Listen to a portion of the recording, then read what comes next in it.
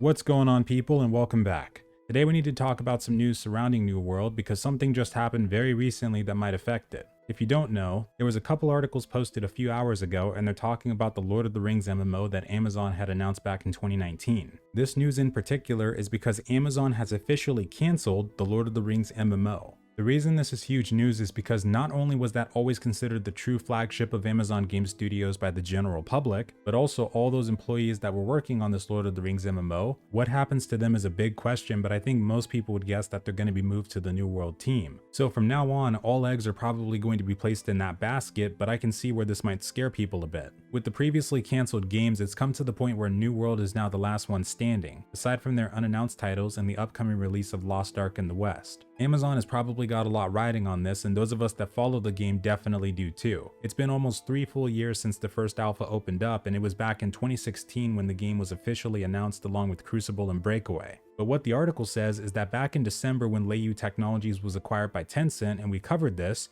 contract negotiations between Amazon and Tencent later fell apart. I would not be surprised in the slightest if this had something to do with the monetization aspect or wanting to change a lot of the key parts about how they want the game to function. But no matter the reason, this is a very big deal and completely changes things when it comes to New World. Over the past few months especially, they've been ramping up the work super hard on these patches and turning the game around in general, so if this had an influence on that or not, I can't say, but if it did, that would definitely explain some things. They were unable to get an immediate reply from Amazon on this topic, but a spokesperson told Bloomberg that they were unable to secure terms to proceed with the game, and that they also love the Lord of the Rings IP and are disappointed that they won't be bringing the game to customers. Which, yeah, this is a big thing to lose, especially with the Lord of the Rings television show that I believe they're still working on.